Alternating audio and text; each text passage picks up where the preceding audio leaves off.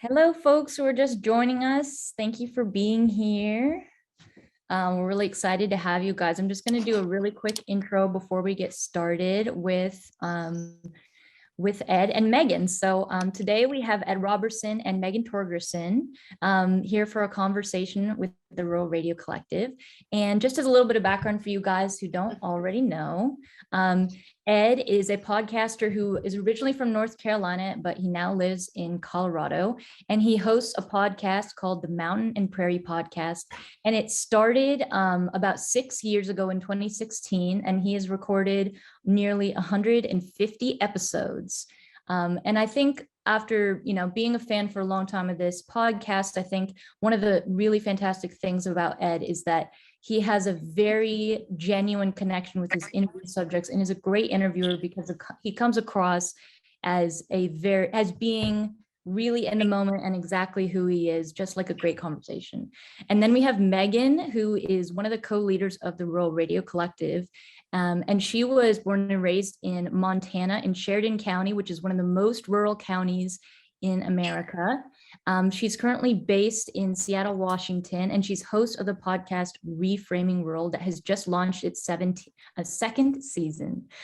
So without further ado, here is Ed and Megan for a conversation. And just so you all know, we are recording this. And if you have any questions that were not submitted in advance, you can put them in the chat. And at the end of their conversation, we'll loop back around and I will relay those questions to everybody. All right, here we go. Thank you so much for the intro, Avery, and I welcome you all to just mute yourself as well, as we'll be sharing this conversation on the Reframing Rural and on the Rural Radio Collective YouTube channel as well. And thanks, Ed, so much for joining our grassroots group of rural radio makers.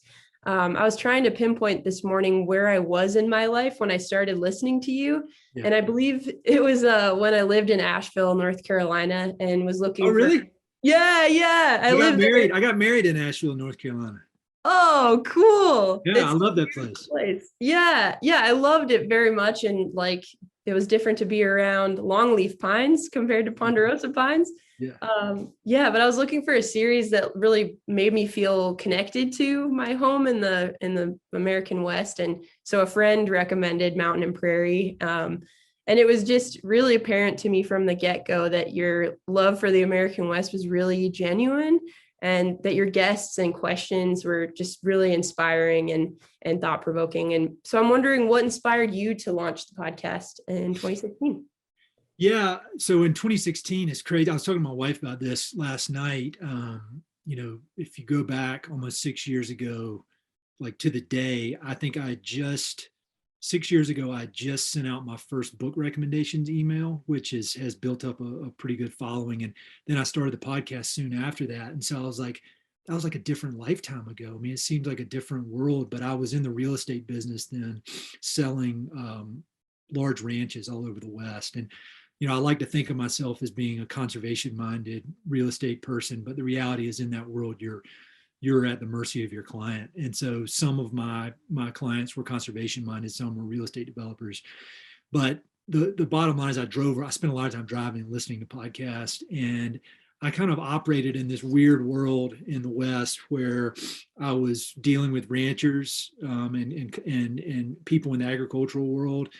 But then I was also living in Boulder, and I was like next door to some of the most hardcore left-wing environmentalists you could find.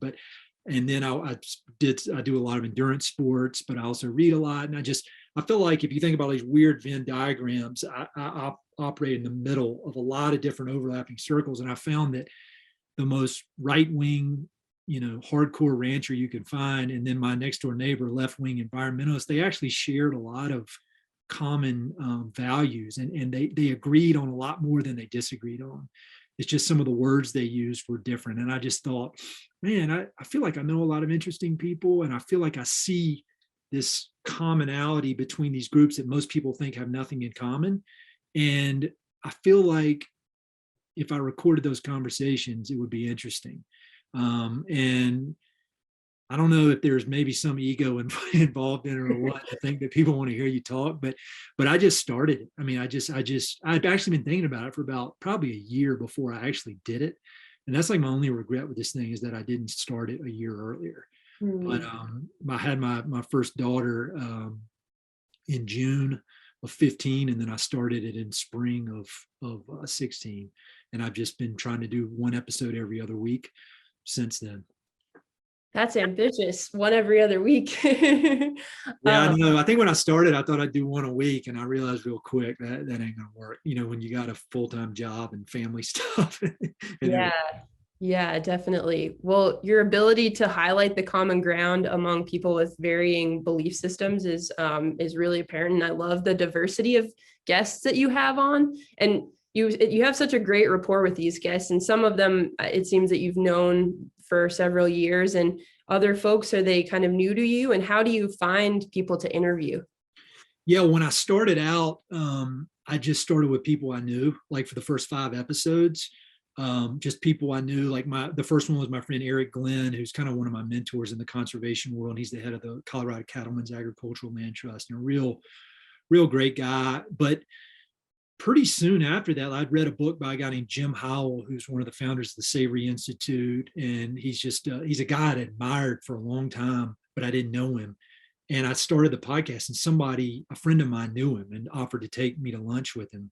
And he was kind of suspicious at first. He was like, "No, what is this? What is a podcast? Is it live? Is it a radio show?" And he, he's a very smart guy, but back then podcasts were relatively new, and to the general public. And so I think Jim was the first person I did a podcast with that I didn't know him beforehand. And then pretty quickly, I just started cold calling people, like cold emailing people. And a lot of them, and still to this day, I've never talked to the person before I start recording with them. And I think now it's easier because there's a back catalog, and they can go back and listen, and hopefully it sounds a little better than it did when I started. But I'm able to connect with the folks pretty easily. And I tell them, this may be an actionable tip for some people, but depending on what you're trying to put out, I tell these people, every one of them beforehand, I say, look, if you say anything that you don't want in the final product, I'm going to delete it. No questions asked. Don't even think twice. So speak freely, and speak like it's just me and you, hanging out. And just know that if you say anything and it makes you uncomfortable, I'll cut it. And I rarely ever have to do that. But I think it just instantly relaxes people that because some of y'all, I imagine, are real life journalists. I'm not a journalist. I'm the guy sitting in a shed in his backyard. So that, I think that's a way that I've established rapport. Just let people know, look, I'm super interested in what you're doing, but I'm not trying to trick you. I'm gonna make you look as good. I always tell people, don't tell anybody this. They'll think I'm repeating my jokes, but I say, I want you to be as happy as a non-crazy person can be listening to themselves talk. and that seems to put them at ease. And it's true. I do. And that's why I spread, is because I make them, I make sure that their best self is being showcased, and the work they're doing is being showcased. Yeah. I also didn't go to journalism school. And you have a real knack for asking the right question at the right time, and also interjecting personal stories that spark another insight from your guest. And so I'm wondering, have you always felt comfortable with public speaking, and what have you learned over the years about interviewing and listening and finding the right words for segues, and keeping interviews concise, and all those things that are going on in your brain when you're having a conversation that's recorded with someone? I definitely have not felt comfortable with public speaking at all. I mean, I think when I went to grad school, got my MBA, and I kind of laughed. I went to grad school to be a real estate developer, no joke. Oh, wow. That is the reason I went. And now I'm a conservation person that kind of fights with real estate developers, and I got a podcast. And so it's amazing where your life will take you. But I remember in business school, we had to take a public speaking course. And I thought I was going to throw up. We had to do a 5-minute speech in front of 20 people. And now I'm doing, I do these events in front of all these people. And, what I've found is that if I know what I'm talking about, I don't get nervous. And if I'm prepared, I don't get nervous. But if I'm having to kind of BS people, I do get nervous. And so the key is talk about stuff I'm interested in, and I know about, and I'm passionate about, and prepare. As far as conversation, another part of the story of how I started is I just always enjoyed going to lunch with people that I just wanted to know. And even if there was no business reason to do it, I'm very curious about people, maybe even like weirdly curious about people and how they ended up doing what they're doing.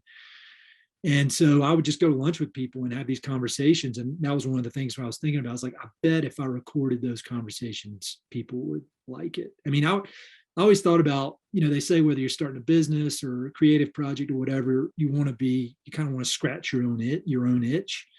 And that's what this podcast has been for me. Is like when I was 23, I got out of college and I went to work at Merrill Lynch.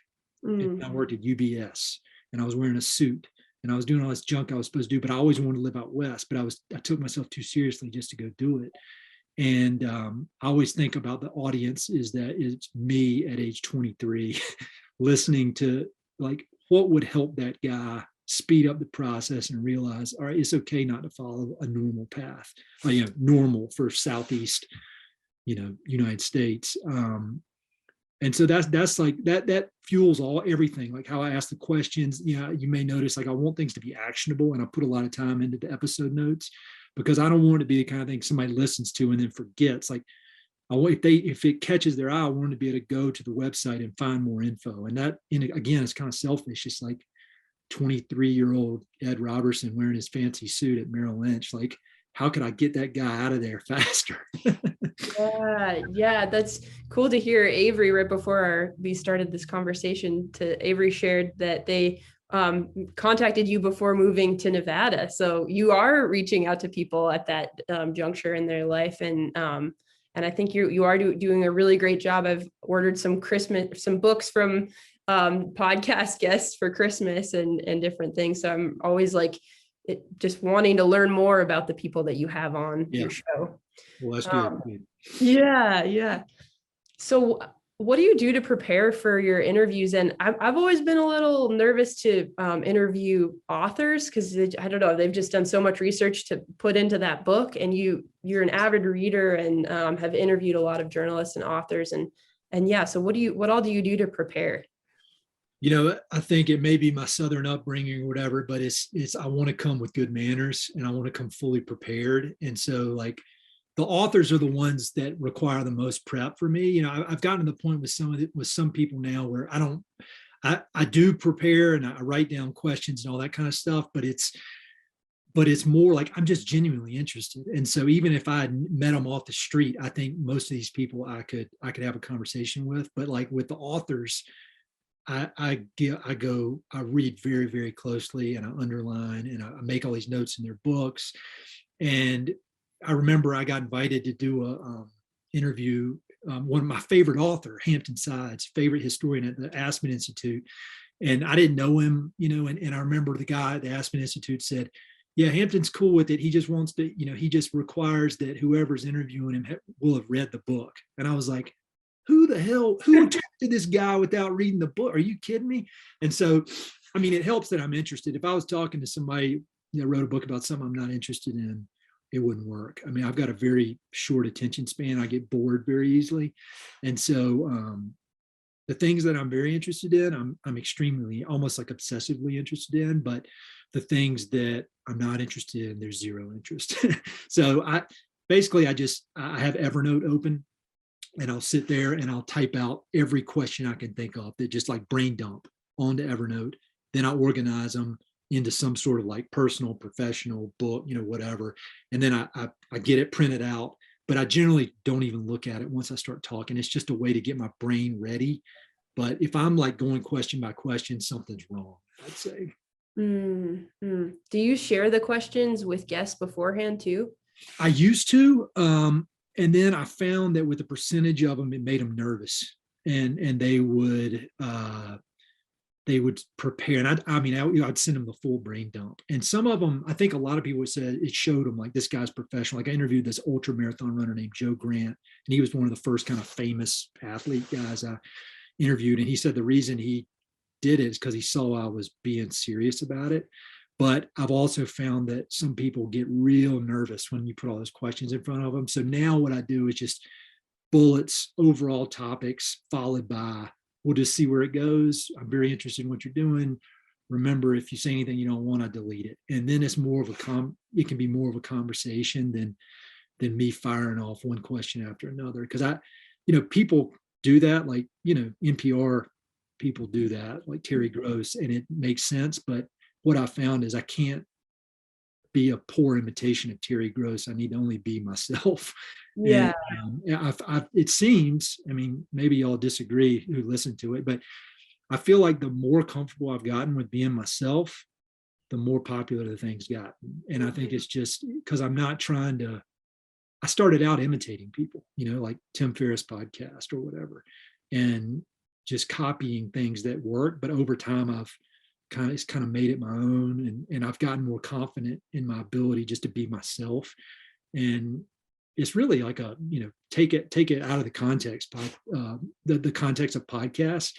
And it's just like, I don't know, it's just like a good, it makes me feel better about myself. Like I can be myself, and people seem to like it, both the people I'm talking to and the people who listen. Yeah. One thing I've explored is just figuring out how much of my own personal story to share as I'm interviewing guests. And do you also like take notes of like different anecdotes from your life that you could bring up during the podcast, or how do you figure out what about your own personal journey to share through your platform? I don't take notes. I don't have specific things I want to jam in there, because I've done that before, where like I'll get some idea in my head, like, oh, I want to compare notes with this person on this. And then I'll find that it's unnatural. It ends up kind of like I wedge it in there. And what I found is like I can't stand podcasts where the host talks too much. I mean, it's like I have to turn them off if I'm listening to it. And I think it's because I'm fearful that I sound like that at some point. And so like the minute I start talking, there's like a subconscious timer in my head. And if I feel like I'm talking too much, I mean, I've edited a lot of myself out before, just because I'm like, I don't want to be one of these people that comes off as talking too much, because it's not about me. I mean, if I can share a story that can help them feel more comfortable or help them, further the conversation, I'm more than happy to do that. But I just never, ever want it to come off as like, I'm real proud of myself, or I think I'm, that guy, Tim Ferriss, like I like him, but he drives me crazy too. And you'll hear him on the phone with like talking to some billionaire investor, and then he's talking about all his experience investing. And I'm kind of like, come on, man. Like it's about them, I'm not here to learn from you. Does that make sense? Yeah, definitely. And I've done the same thing, editing myself out for both, because I'm not sounding very eloquent in that moment, or it's kind of a tangent, or just to keep the podcast down. So how much of the podcast do you edit down, and how'd you get your technical start in podcasting as well? I don't edit much. When I first started, I basically do no editing. I'm nervous to go back and listen to it. But as far as technical stuff, like no joke, I went to Best Buy and bought the cheapest microphone they had and plugged it into my computer. And that's what I did. And I still use that same microphone for my online interviews. But I mean, I would set up one microphone between two people, and like we would sit there and talk. And it wasn't until after like 60 some episodes that I actually upgraded my in-person setup. And so again, Tim Ferriss, he had a blog post about how he did his podcast, and he recorded it on Skype.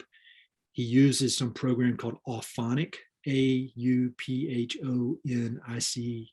IC. And that's the secret ingredient, because it levels all the sound, it levels everything out. And so like inevitably one person is louder than the other. So you plug the file into Auphonic, it pops out perfectly clear. And I've had podcasts where I recorded like in person when I didn't know how to work my new equipment. And I got home, I was like, oh no, like you can't hear this thing. Like I'm not gonna be, I don't know what I'm gonna do. And then you put it in Auphonic, comes out perfect. So I've figured out a way to, I don't like the technical stuff. I don't know anything about it. And now I've got an editor. Or in early 2021, I think. Yeah, I hired a guy who's now doing all my editing for me. So that is huge, mainly just like the psychic tool of, I hate listening to myself.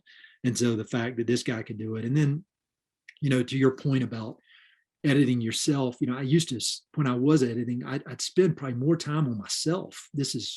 Sounds weird. And then I made the decision. I'm like, look, these people are coming on here. and they're putting themselves out there. They don't know me.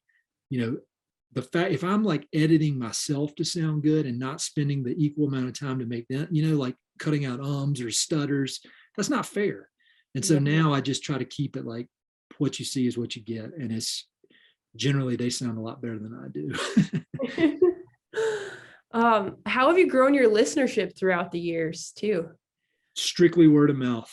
I've never paid for advertising. I've started recently doing some Instagram ads just just as an experiment to see what happens. But I think my commitment to trying to make people sound, you know, tell their story in a way that is positive and interesting, and you know, because I'd say maybe a third of the people I have on are well known in some circle. You know, some of them are like famous within their niche, but a lot of them are not at all. And they're people, they're like me, you know, they're just doing their thing, and they're doing, you know, except they're doing a lot more interesting stuff than me.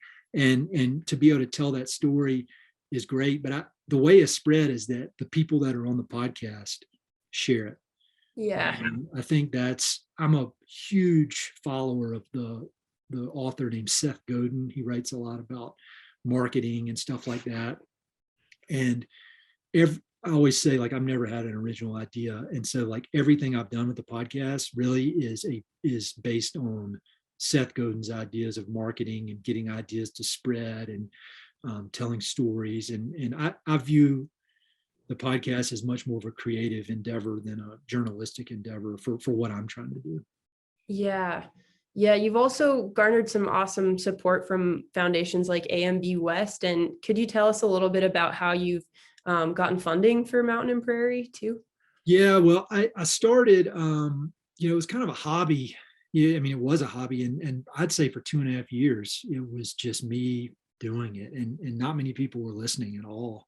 And then, I following Seth Godin's advice, I was like, it doesn't matter. Don't look at numbers. Don't look at downloads. Like, just do what you're doing. And if there's an audience for it, it'll spread. And, but then after like 2.5 years, I got that call from the people at the Aspen Institute to come up there and interview Hampton Sides in front of like 500 people. And I was like, first of all, I thought it was one of my friends playing a joke on me. And then I was like, shouldn't there be an intermediary step between having never done this and going to like the place that I admire more than anywhere in the world? Like, shouldn't there be the local Barnes and Noble in front of like 10 people? And that was what that was kind of a signal in my mind. All right, it's serious, and people that I respect like it and respect it. Like those people, I didn't know anybody there. They weren't trying to do me any favors. And then just different opportunities like that have come up. You know, like I've done stuff with the Colorado Parks and Wildlife. I did a lot with them. I've done stuff with the Montana Governor's Office, the Blank Foundation. I feel like there's some others, and they've come to me. You know, like I mean, I have made no effort at all of selling it, of trying to promote it.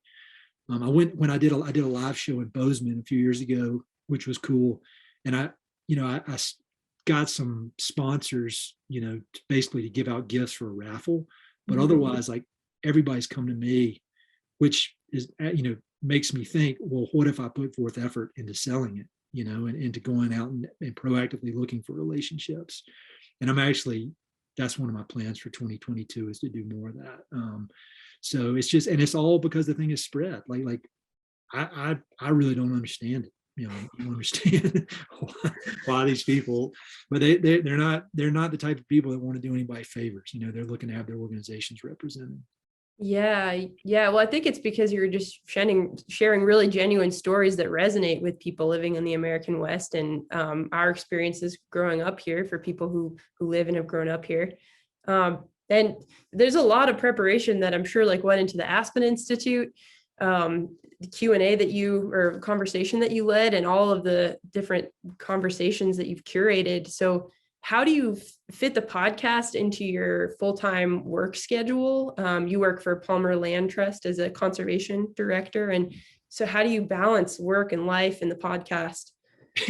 It's a lot. I mean, I do, you know, I work at Palmer full-time. I'm like one of the directors there, and doing some really, really cutting edge, innovative conservation work. And I'd say I think that work is very important and I really enjoy it. But I think one of the main benefits there is definitely not the money, is they're very flexible with me with the podcast. And I mean, they don't really know anything I'm doing as far as like my schedule for podcast stuff. And I generally try to only work on podcast stuff at night other than the actual recorded interviews. But, the two mesh together pretty well. And it's given Palmer a lot of big press. Like we just had a thing this weekend that was like national press as a direct result of my podcast. Wow. And it serves them very well, and my work performance is not affected. But like this summer, I think I took it a little too far because I was also training for like 100-mile ultra marathon, and I got 2 little kids, and I got my wife and my important stuff around the house, and family is the most important. But I took it right to the edge this summer, when I'm out spending 16 hours a week running on top of everything else. So, but it all fits together well. But I think, when I think about the future, I feel like the opportunity is with the podcast. It used to be the kind of thing where I was like, oh man, isn't this cool? Like all these people listen, I get cool emails, and like, oh man, what a icing on the cake. And now it's transformed into this thing like, all right, there's a great opportunity here. And, I feel like I need to figure out a way to capitalize on it without turning it into some kind of cutthroat business. I've seen time and time again when people get real focused on the business side of things with creative projects, it can change. And so how do I walk this line of making it continue to make more and more money while keeping it authentic, or what I feel is authentic? Yeah. I've definitely had those conversations with my fiance, but like editing over the weekends and stuff. And he's like, are you going to turn away from your computer for a little bit? So what are some things that you've had to say no to in moments when you're kind of at your limit for the things that you're doing? Well, recently, I've started getting a bunch of different opportunities, speaking opportunities, which again, I'm like, hey, don't you realize I don't know what I'm doing? Like, but like I just had an email before this thing is some offer to come do something at a conference somewhere. And, it's gotten to this weird point where it's like, I have to be compensated for it, or else it just doesn't work with time and time away from my family and time as I'm trying to build this thing. And I used not to understand that when I was started with this thing or with creative projects, when people would say, well, I have to be compensated, whether for speaking or whatever. And I used to think that came off to me as being arrogant or being kind of a little proud of yourself or whatever. But now I get it. And it's not again, like I'm trying to make millions of dollars off of this thing, but time is everything for me, like everything. Mm-hmm. And I can't keep up with all these emails. I can't, I'll tell you the thing that suffers is emails. I get hammered all day long, just buried in emails. And I feel so bad because I want to respond to all of them, but I can't. And I don't know what the answer is. I'm also a disciple of the guy named Cal Newport, who wrote a book called Deep Work, about focus and about cutting out distractions. And so I don't know, a lot of the like detail stuff, I get lost with it and I get behind on it. And so like that's the micro level, is I can't keep up with emails. Mm-hmm. And then the macro level is I do have to turn down pretty cool opportunities that 3 or 4 years ago I would have paid my own money to go do, Mm-hmm. Well, I'm really honored that you joined the Rural Radio Collective then, among all of the invitations. What y'all are doing. Yeah, thank you. So what's the ultimate impact that you hope your podcast makes as you keep developing it and with the goals that you have in 2022? Yeah, I think I'd like it to turn into more of a business. How you do that is a trick. When I went to get my MBA, I think I was one of the few people that left that program being like, damn, I don't want anything to do with corporate America. This place is crooked, man.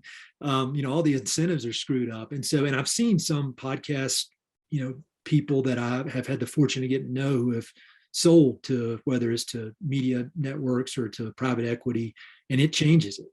I'm not at a point where any private equity company would want to buy it, but I do want to make a go of it as a business. But at the core of it is that, again, back to the 23-year-old version of myself. And if I can, there are two things. One, reach those kind of people and let them know, like, these people, there are people all over the West, whether you're talking about professional athletes or ranchers or writers, whoever, that have forged their own path. And it is completely out of the ordinary. It's not normal. If you go to business school, they'll tell you not to do it.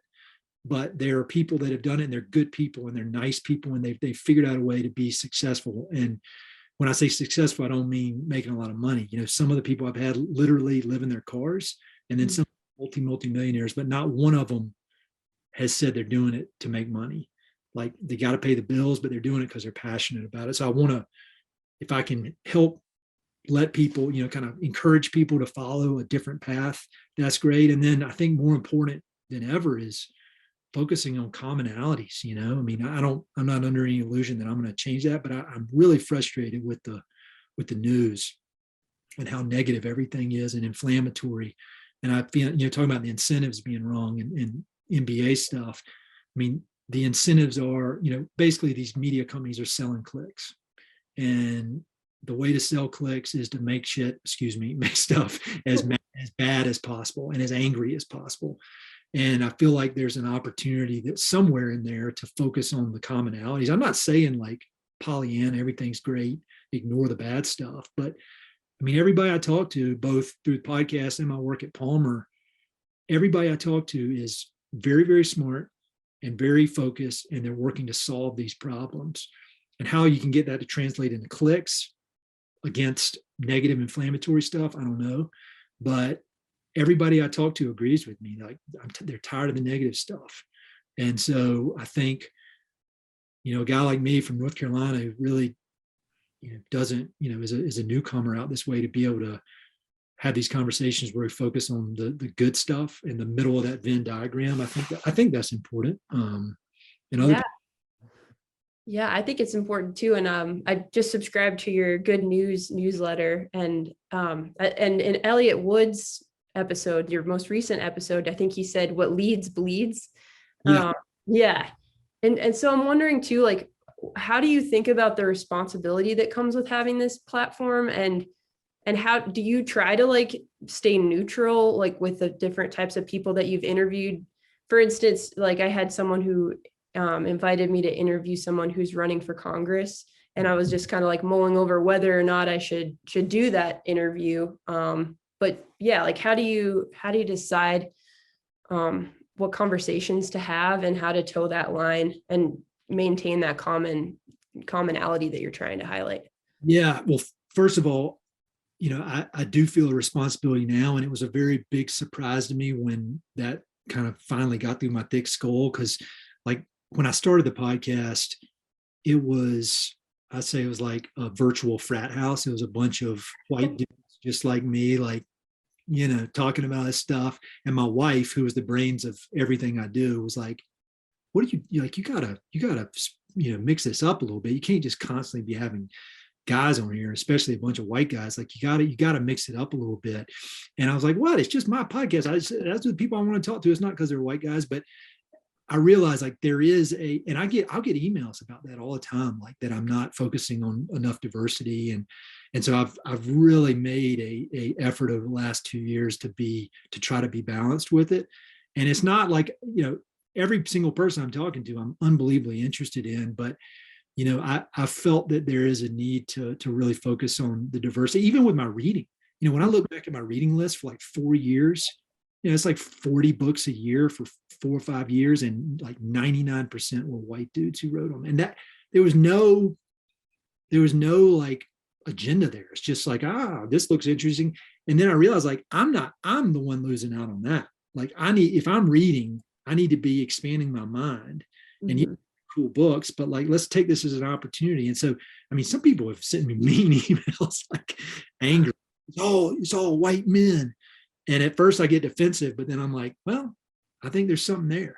But to answer your question, I'm only doing what I want to do as far as who my guests are. And I don't want it to get real political or angry, because I feel like that puts people in defensive, and I don't want to hear a bunch of angry stuff. But like the guy I had on recently, Ryan Bussey, he's going at it with the NRA. I was really nervous when I published that one, because I thought I was going to get hammered. And I really didn't. I mean, other than a few social media. And so if I think long and hard on this stuff. And I'm not saying I'm right, but like I used to be, like if you look at a profile of me from 15 years ago, politically, socially, everything, I'm a different person now because I've read tens of thousands of pages and I've, taken all the info in, and I feel like I'm thinking about it correctly. But if I'm wrong, like I want to know. And so I think having these conversations, Sam Harris, this guy I admire, says, I don't want to be wrong for a moment longer than I need to be. And so not having my mind change, but it's not a political show, but like I've gotten more confident in saying what I think about things. So I don't know if that answers your question. Yeah, definitely. Yeah, I just ordered the book Thinking Again by Adam Grant. I heard he was interviewed in the Ted Daily podcast, and just thinking about how to just keep learning and keep rethinking our beliefs. And I'm excited to dig into that. It's good. I listened to it this summer when I was running so much I couldn't read. And so nice. And it's I really enjoyed it. I normally can't listen to audiobooks. I lose focus, but that's a good book. Yeah. Well, before I dive into a couple just concluding questions, Avery, are there any questions in the chat that came up? Yeah, there's a couple of questions, and I'll just read one of them. One of them was just sort of about who your audience is as you see it. Sounded sort of a Seth Godin thing. And what kind of feedback do you get from your audience apart from what you've already said? The audience is just all over the place, and unless I'm missing something, and y'all very well may know better than I do, but like I don't really look at any of the stats. I haven't gone deep into any kind of analytics, but I mean, like I got an email yesterday from somebody from maybe Norway or Switzerland or something talking about how much they appreciate it, and I'll get a lot from people. Like I got one 3 days ago from some really nice long email from somebody on the East Coast who had lived out here and moved back, and so it seems to really span the full spectrum of political parties. I mean, I would guess that the majority of the people who listen are similar to me as far as like political persuasion, kind of in the middle, if not more on the more progressive side of things. But I know for a fact that I do have some pretty, some staunch right-wing people who listen, and I love that. Like all I want is people to listen. And I mean, whether it's the podcast or whatever, is be open to a conversation and open to new ideas. And so, I wish I knew more about who all these people are. And it's really hard for me to know, because like I hit the button, it publishes, and I don't know who these, but I'll hear stories from people talking about how they listen to it, or somebody's a friend of a friend. Like I got an email from some guy that I really admire that I didn't even know he knew who I was. And he's like, your name and your podcast came up in conversation today, and can we talk on the phone? I mean, this guy's like, in my mind, famous. Like I'd rather hang out with him than Michael Jordan. and so I don't know how it's spread. I don't know anything. I don't put any effort into spreading it or analyzing it. I just kind of do it. And it's worked out. Wow. So looking back at the 145 episodes you produced, do any conversations stand out as favorites, or maybe conversations that have taught you a lot that you keep thinking about over the years? I kind of alluded this earlier, but I feel like probably the most important one for me personally was that one at the Aspen Institute with Hampton Sides. It was a bizarre experience. I got the email, and then like 3 weeks later, I was there at the Aspen Institute for 4 days as part of this, it was a 4-day seminar about the history of the American West, and all these people that I read their books, and I'd actually had some of them on the podcast. Mm-hmm. And they're in this program, and there I am listed next to those people. And so I think as far as a confidence boost, that was huge. And it let me know that it's serious, like not serious in a bad way, but like, all right, this is important. Because as far as smart groups of people, I feel like the Aspen Institute is the gold standard. And so that really boosted me and made me see the importance of it. And as a benefit, I struck up a genuine friendship with Hampton Sides, who, I mean, that's the equivalent for me. Like I said, like if I was watching Michael Jordan my whole childhood, and then all of a sudden I got to go and like hang out at Michael Jordan's house for the weekend. And that's how it's been with him. Like I'll go to Santa Fe and hang out with Hampton Sides, and he brings me down to Santa Fe to do live events with him on stage, and it's like a stand-up comedy routine because he's so hilarious. And it really is bizarre, and it's bizarre thinking about myself 6 years ago before I started it, knowing that all this cool stuff would be, in the future, just by putting myself out there. I mean, that's what it is, just having the guts or dropping the ego and putting myself out there.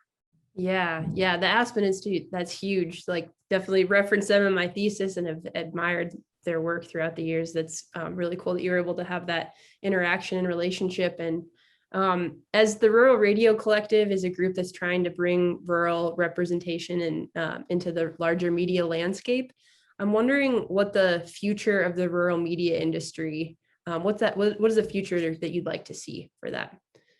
Well, in my conservation work, I deal a lot with foundations, and a lot of the foundations, got hundreds of millions of dollars are given out to different causes. A lot of them that are focused on conservation in rural areas are also focused on media, which I think is interesting.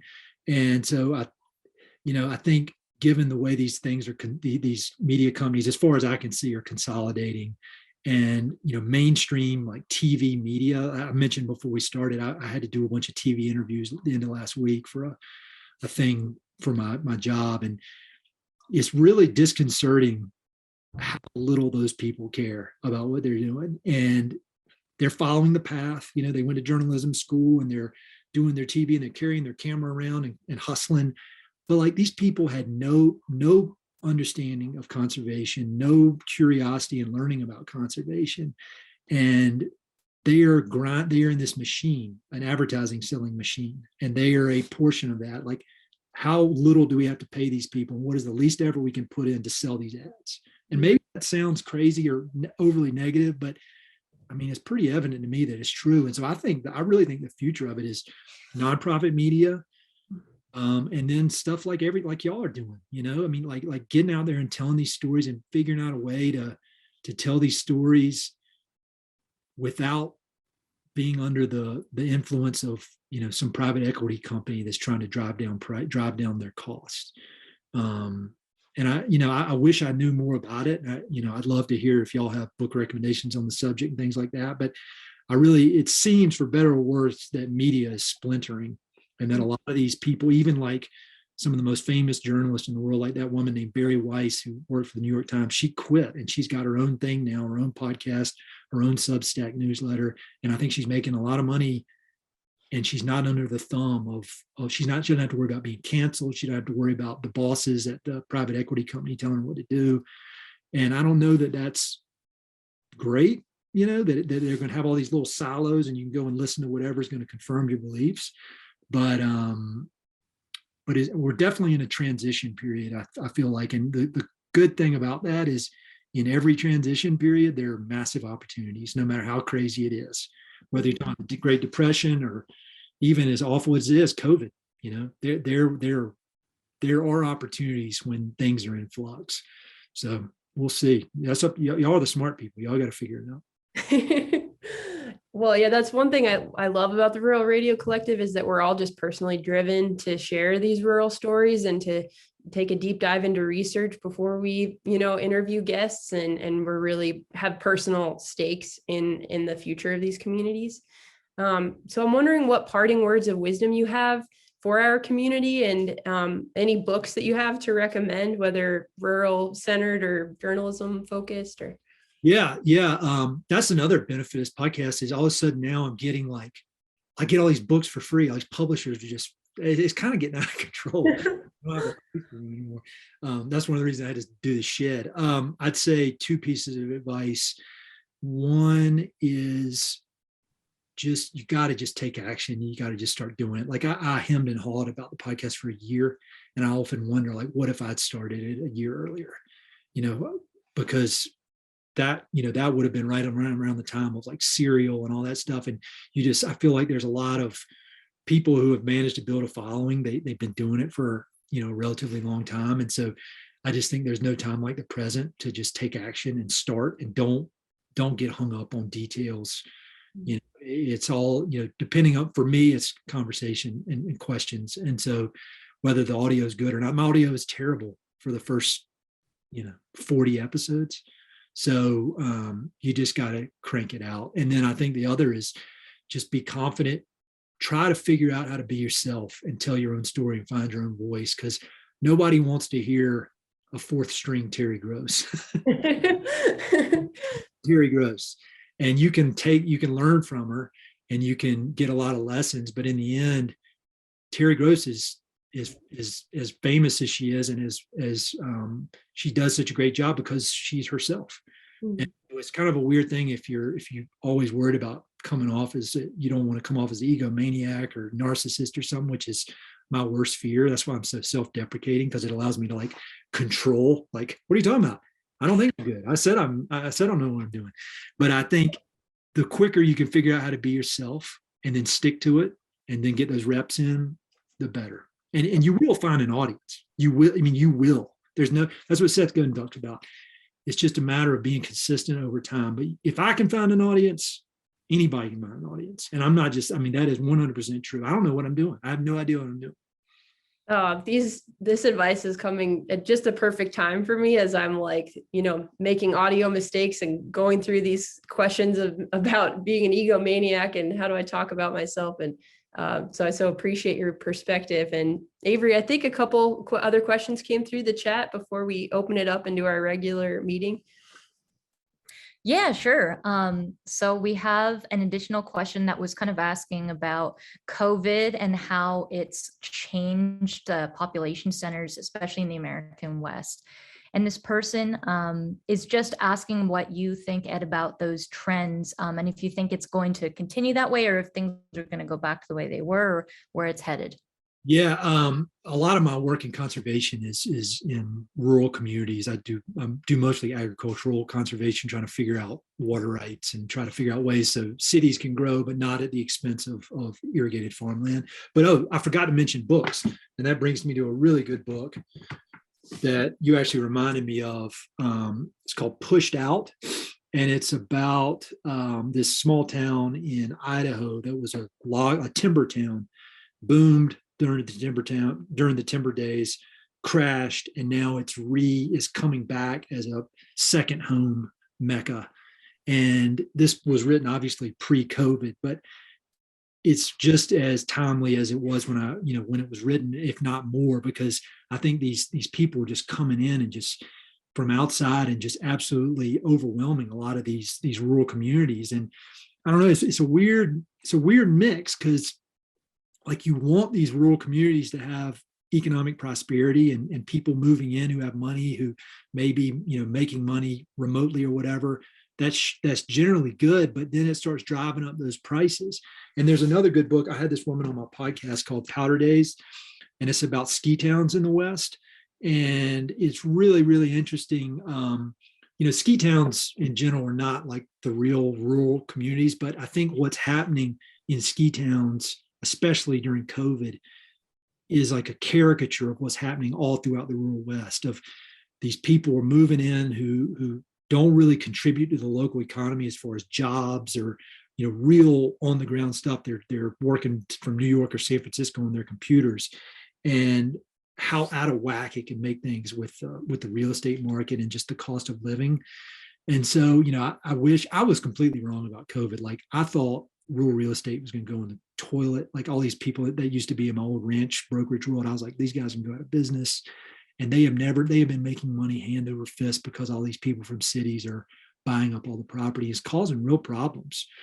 But so again, there's a balance in there somewhere, and I've proven that I'm wrong when it comes to predicting. But I think both of these books are really, really interesting and offer kind of a good way to think about these issues in rural America. I just ordered Powder Days after I loved that interview that you did. That was really insightful. She's great. And if Heather Hansman, I had her on initially for her book called Downriver about water rights in the West. And I always recommend that to people. It's one of the best books you can read about water in the West. And that was a cold email. I didn't know her, sent her an email, and we did the first one. And now I'm like, she was, I'm helping her a lot with the book promotion and stuff like that. So it's cool. Wow. That's great. Well, thank you so much, Ed, for all of your time and your wisdom and for the work that you do. I have a backlog of more of your episodes that I want to listen to. And I'm sure everybody here just really appreciates your time and perspective. I appreciate what y'all are doing. I appreciate you having me on. It makes me feel good when pros seem to connect with what I'm doing. And so anyway, like the Aspen Institute, y'all, none of you guys had any reason. It's not like you're a family friend who wants to make me feel better. So it really means a lot that you guys would have me on. And I hope this adds some value and helps out a little bit with everything you're doing. Awesome. Well, we just have 10 minutes left of our meeting, and I don't know if anybody else wants to share any book recommendations or just have a bit of a conversation about what you're working on right now. Or one book recommendation that I have that the Pushed Out book reminded me of is Uprooted, and it's about an agricultural community outside of Boise, Idaho. I forget the name of the author right now, but I have it right here. I'll grab it.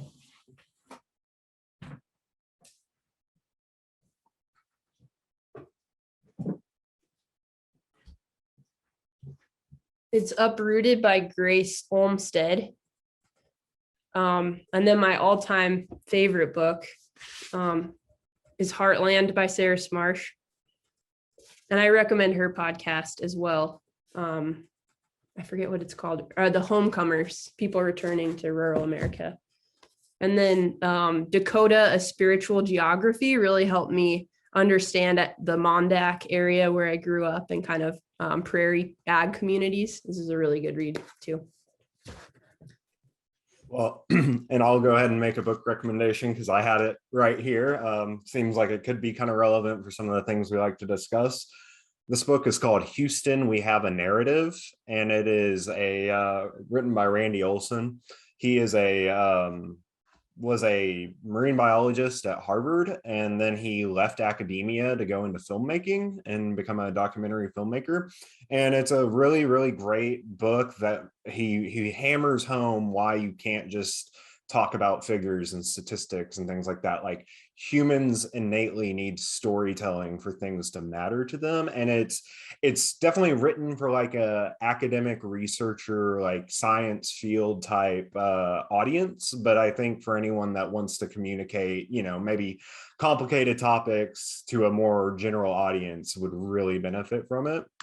So yeah, that's my book rec. And I'll also throw out there real fast. I found out about a cool organization people here might be interested in called Podcast Brunch Club. So my local library actually has a chapter of this, but you can sign up even if if you don't have a local chapter to go to. And basically it's like a book club for podcasts. So finding other people in your community that you can talk about podcasts, and they do a focus. So like, I think this month is about food or something like that. They do, topics about race or, all sorts of things. So it's not too siloed in on one topic, only discussing, say, true crime or something like that.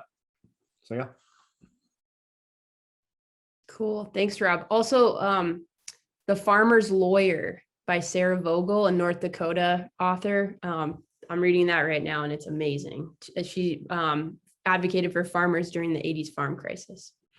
That is on that Civil Eats reading list that I sent out on the email, and it's in the chat too. I haven't read any of the books on that list, but yeah, that list is definitely worth looking at, I'd say, for a lot of our people. I'll add my recommendation. I just got this book from a friend in my mailbox. It's called Feels Like Far, A Rancher's Life on the Great Plains by Linda Hasselstrom. And I found they wrote on the inside that I think it was at the Western Folklife Center. So if you're ever traveling across the country for some reason on I-80, stop in Elko, Nevada and go to the Western Folklife Center. They have amazing books that you would never find anywhere else, and a really great selection. I'm not even sure if this is available online anywhere. It might be out of print, but I really enjoyed this one.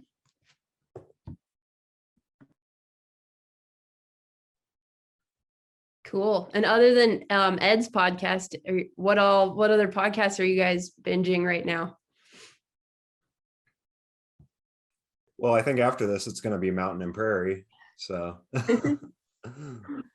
yeah, that's what I've been listening to recently, and On Being. Those are kind of my tried and true podcasts, but I've been looking for some more recommendations. And then Rob's introduced me to some true crime podcasts that I've been digging into over the Halloween season too. A lot of the ones I listen to, I love listening to funny podcasts. And so like I'm over there doing the dishes and like giggling to myself, and or sometimes like laughing so hard my girls are like, what's wrong? What's wrong with you? But I the guy that I most recently had on the podcast, Elliot Woods, he made one called Third Squad. And it's about he was embedded as a journalist in Afghanistan in 2011 with these Marines, a lot, in a really deadly kind of place. And then he goes back in 2021 and meets up with all these Marines, or the ones that survived, and talks about the impact of the war. And it's heavy. It is like, I have a lot of buddies who have served in the Marines, mostly in Iraq, but it's very, very heavy, but it's very, very well done. And it's tough to listen to at times, but I think if you're interested in that kind of thing, it's worth a listen. Like Ed, I also like to laugh when I'm listening to podcasts and learning. One that comes to mind right now is that I need to start catching up on is called Maintenance Phase, and it is basically it's like two journalists kind of debunking junk science around healthcare and wellness and things of that nature. So fad diets and they do, I think it was them, they did a really good episode on like Dr. Oz, and kind of like snake oil salesman and stuff like that. So that's worth checking out if you like those type of topics. I listen to a lot of Sam Harris's podcasts. He can be controversial in some groups, but he's one of these guys that I feel like I agree with him on a lot of things, to the point that when I disagree with him, I'm relieved, because I'm like, I don't want to be brainwashed. I don't want to 100% agree with anybody, but I do disagree with him at times. But he's the only podcast I think that I pay for. You can only get his full episodes through supporting it. And he's doing similar to like what some of these other people are doing, is trying to prevent himself from being at the mercy of sponsors, or being, he talks about very controversial things that could lead somebody to be canceled. And so like I said, some of it's a little out there, but I also do his daily meditation app. He's like and so I'm like, Sam Harris is being piped into my brain way too much. I need to be real careful here. But I learn a lot from his podcast and get a lot of great book recommendations. He has a lot of good authors on there. Awesome. Thank you so much for the tips. I'm going to, when I publish the bonus episode on Reframing Rural, I'll link to all of these recommendations and the resources that Ed has mentioned today. And yeah, we'll also share the conversation on YouTube, on our Rural Radio Collective YouTube channel, in case you have friends who you think might like the conversation that you want to share it with. And yeah, we'll have our next meeting sometime in the new year. Avery, Rob, and I, my fellow co-leaders, are figuring that out after this conversation. So thank you all so much for attending, and happy holidays. Thank you all so much for having me. I enjoyed it.